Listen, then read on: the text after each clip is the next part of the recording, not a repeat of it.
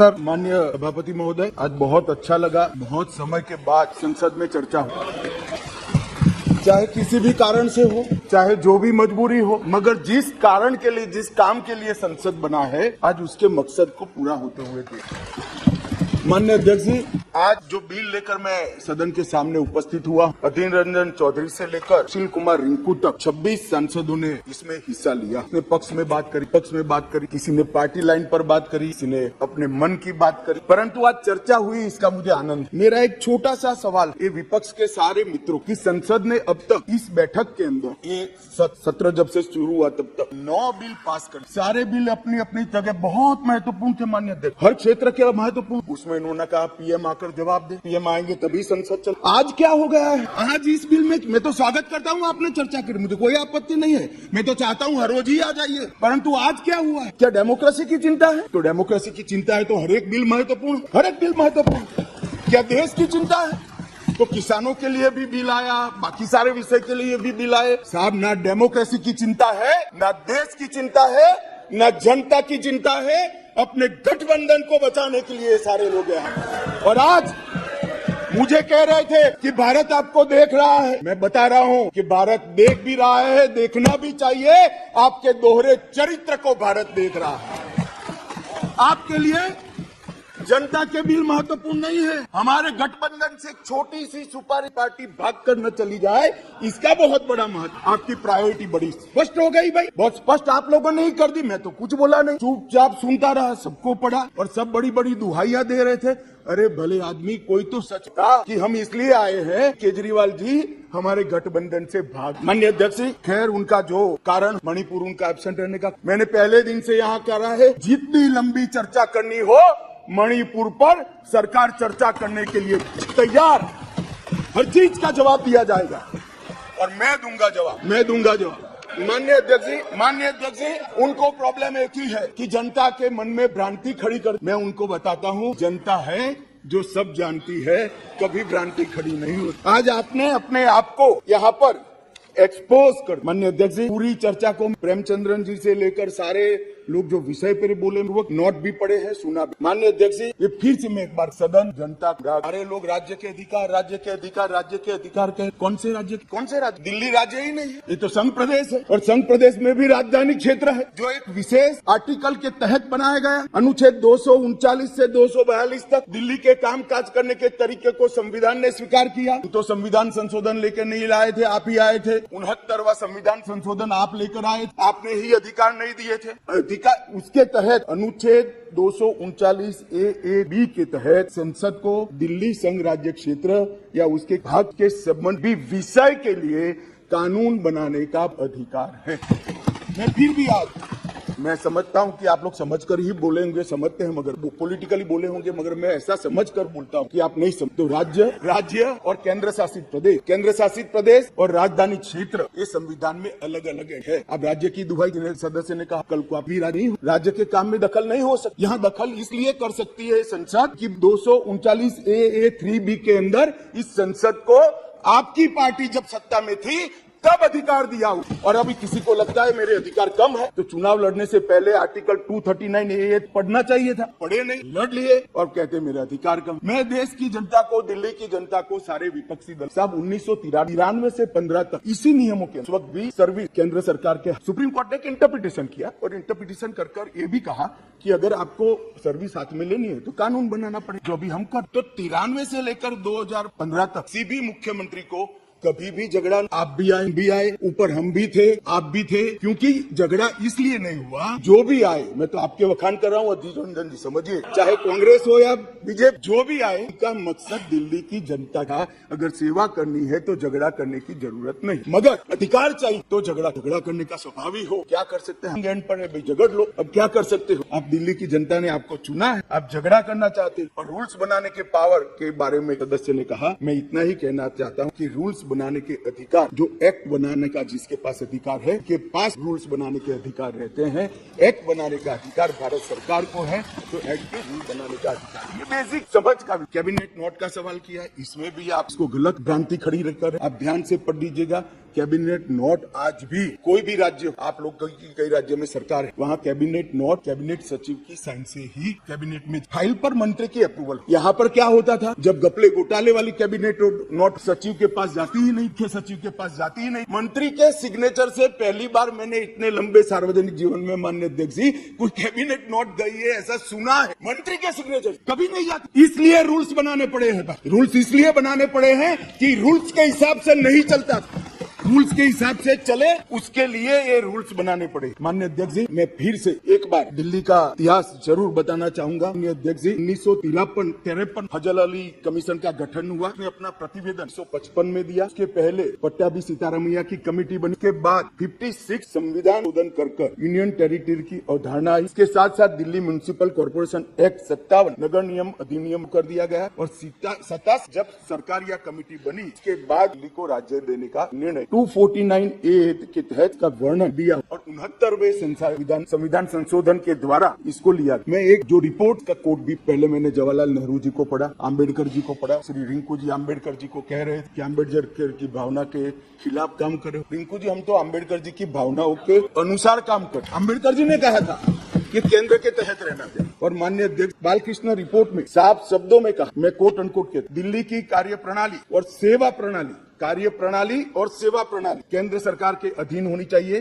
संविधान में संशोधन के दौरान तत्कालीन गृह मंत्री ने भी अपने वक्तव्य में ये बात को रिपोर्ट को कोट किया और उन्होंने कहा, बालकृष्ण समिति ने पूरे विश्व की राजधानियों की कार्यप्रणाली और सेवा प्रणालियों का अध्ययन करके ये प्रस्तुत किया है, इसका हम पालन। और उस वक्त गृह मंत्री कौन? तो आपको ये मालूम होना चाहिए, आप जब एक उंगली हमारे सामने करते हो तो 3 उंगली आपके सामने हो। और मैं तो कहता हूं उस वक्त उचित ही किया और आज हम जो कर रहे हैं वो ही उचित ही कर रहे हैं। इसलिए आप, जैसा मैंने कहा कि आप गठबंधन को बढ़ाना चाहते, आपके मन में ऐसी कल्पना, गठबंधन बड़ा करेंगे तो शायद मोदी जी के खिलाफ चुनाव जीत जाए। भाई और 2-3 लोगों को ढूंढ लाओ, जितने हो सके इतना इकट्ठा कर लो, अगले प्रधानमंत्री नरेंद्र मोदी जी ही बनना।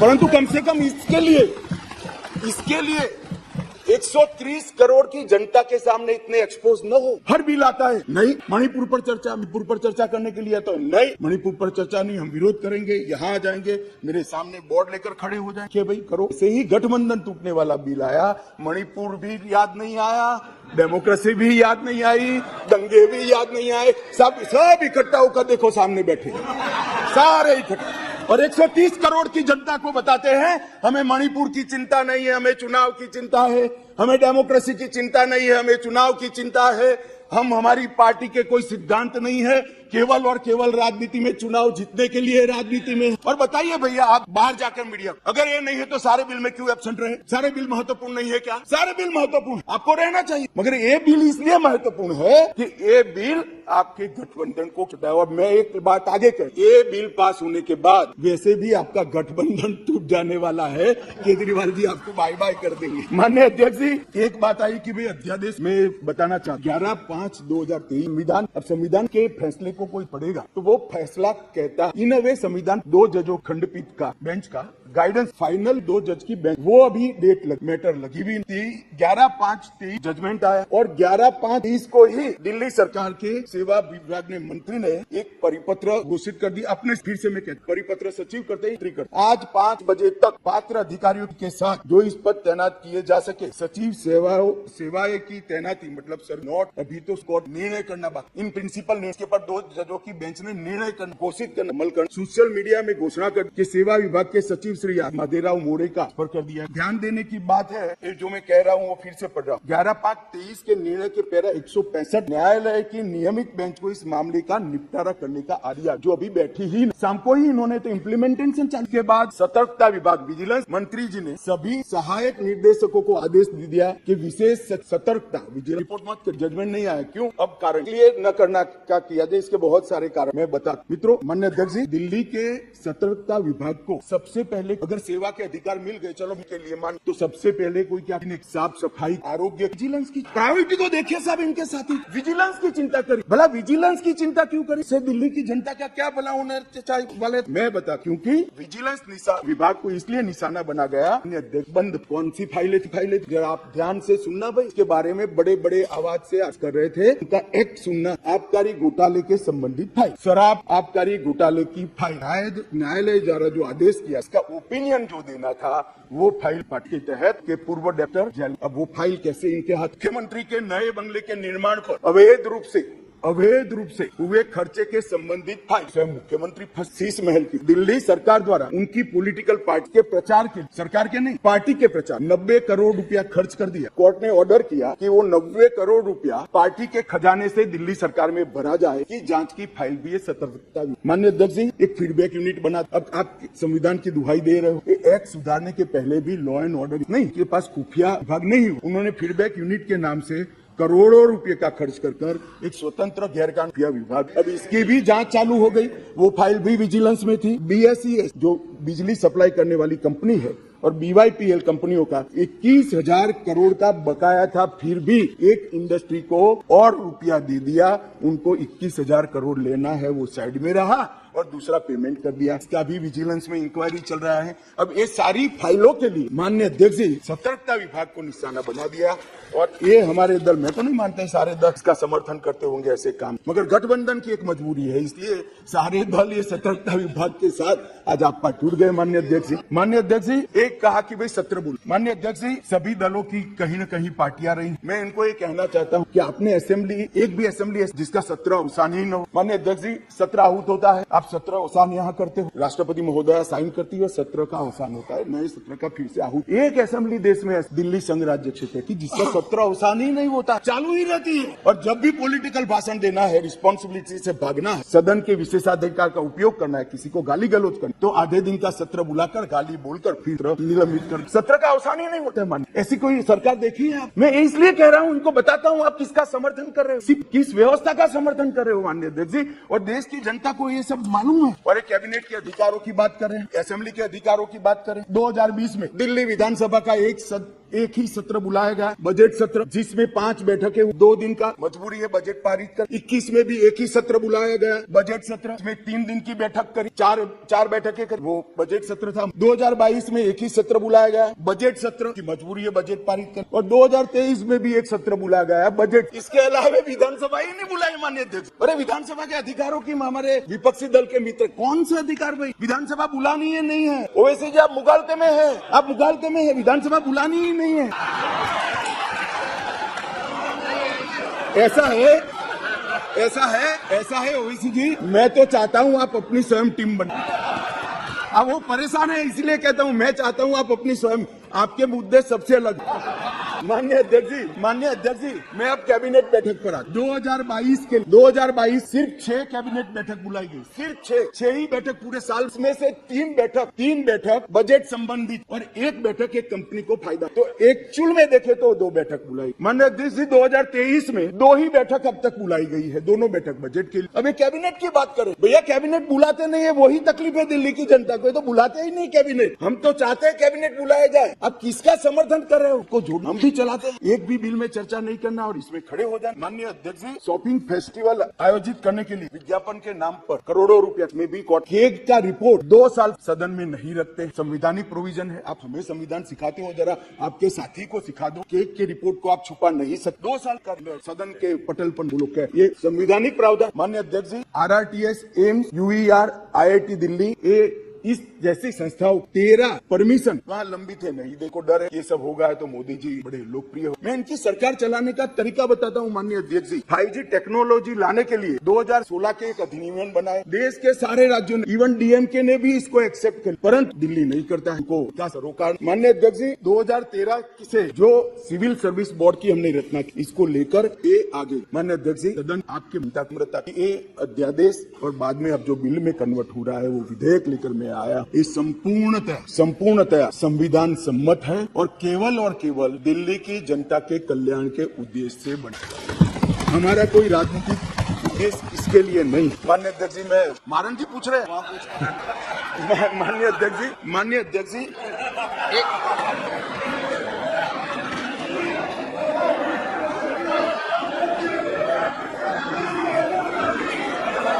भाई ये भी खड़े हो गए, मैं क्या करूं? एक बार ये भी खड़े हो गए। सदन की कार्रवाई इस विषय की समाप्ति तक बढ़ाई जाती है। माननीय गृह मंत्री जी, मैं क्या हाँ, आप क्या बोल रहे थे? 2G 5G पे समझौता बहस नहीं हो रही यहाँ पे। Sir, I want to submit, sir, through you, sir. Sir, through you, sir, I want to submit one for the House and the Honorable Home Minister and other members of the Parliament as far as 2G is concerned. No. No. माननीय गृह मंत्री जी, 2G, 3G. माननीय 2G 3G में बहस नहीं हो रही। No, कुछ नहीं बोला। नो लगाया है। आप क्यों 2G पे नाम पूछ नाराज हो रहे हो?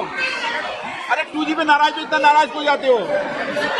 देखो, पुरानी बातों को लेके मत चलो।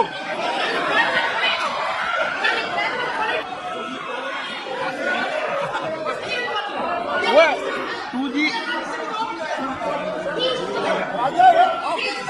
अध्यक्ष जी रिकॉर्ड पर नहीं है, बता दीजिए इनको। देखिए, वो रिकॉर्ड पे नहीं है। आप क्यों रिकॉर्ड पे लाना चाहते हो बात? अरे ऑनरेबल मेंबर, वो रिकॉर्ड में नहीं है। आप क्यों रिकॉर्ड में लाना चाहते हो बात? ऑनरेबल मेंबर, वो रिकॉर्ड में नहीं है। Okay, no record. ओके। माननीय गृह मंत्री जी,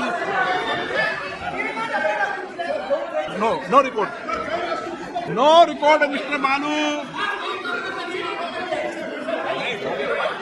रिकॉर्ड में नहीं गया, क्यों रिकॉर्ड में लाना चाहते हो उसको बिना काम में? बिलाइए गृह मंत्री जी। माननीय अध्यक्ष जी, बालू जी, चलो आप कहेंगे जब 2G 3G पे चर्चा करा लेंगे, अभी गृह मंत्री जी की चर्चा करने को। हाँ जी, मैं करता हूँ बाद में। ओके। बालू जी रिकॉर्ड पर नहीं है, प्लीज। रिकॉर्ड में नहीं है। माननीय अध्यक्ष जी, कुछ सदस्यों ने टिप्पणियां करी है, मैं जरूर जवाब। मैं तो सीधा साधा भाषण करने आया था नियमों के अनुसार, मगर मुझे जवाब देना। राजीव रंजन जी ने कहा कि लोकलाज होनी। राजीव रंजन जी, लोकलाज बोल आप तो मत ही बोलिए, क्योंकि जिस चारा घोटाले को लेकर बिहार की जनता के सामने गए थे, आज चारा घोटाला करने वालों के साथ आप बैठे और फिर से गठबंधन के लिए। लोकलाज आपके मुंह में अच्छा नहीं लगता।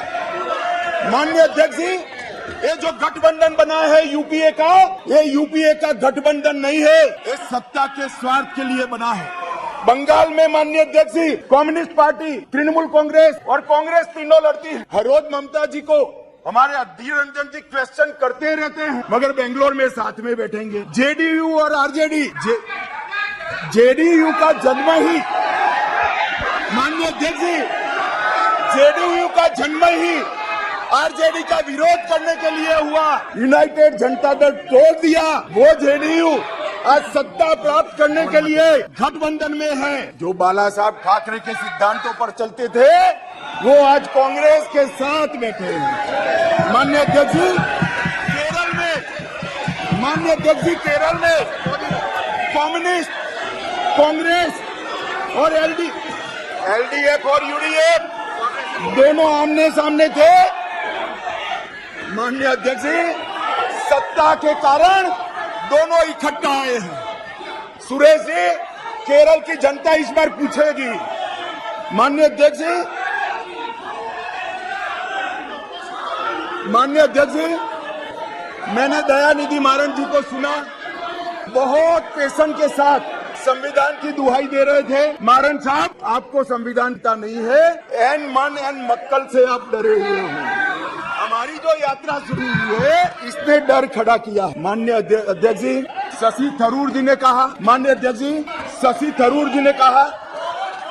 कि कांग्रेस की सरकार हो या आपकी सरकार, तो ऐसा करते भाई। कांग्रेस की सरकार और हमारी सरकार दोनों दिल्ली में रहा था, मगर हमने ऐसा किया ही नहीं था, तो ऐसा करने का सवाल ही पैदा नहीं। बहुत अच्छे तरीके से चलता था, कोई झगड़ा नहीं था। माननीय अध्यक्ष जी, मैं अंत में इतना ही कहना चाहता हूं, अभी भी समय, वोटिंग बाकी है, यही समय है, सही समय है। विचार बदलिए, जनता देख रही है, जनता सब कुछ जानती है कि 9 बिलों में उपस्थित न रहने वाला समूचा विपक्ष आज गठबंधन बजाने के लिए अखाड़े। माननीय अध्यक्ष जी, ये सदन के अंदर निहित स्वार्थनीतिक उद्देश्यों के कारण न भाषण देने चाहिए न वोटिंग करनी चाहिए। सदन के अंदर वोटिंग 130 करोड़ की जनता के भले के लिए करनी चाहिए। मैं अंत में फिर से अपील करता हूं कि अभी भी जनता देख रही है, यही समय है मन बदलने का। एक बार मन बदल दीजिए तो शायद जनता यूपीए के पाप माफ भी कर दे। अध्यक्ष जी, सभी का बहुत बहुत धन्यवाद। सर मैं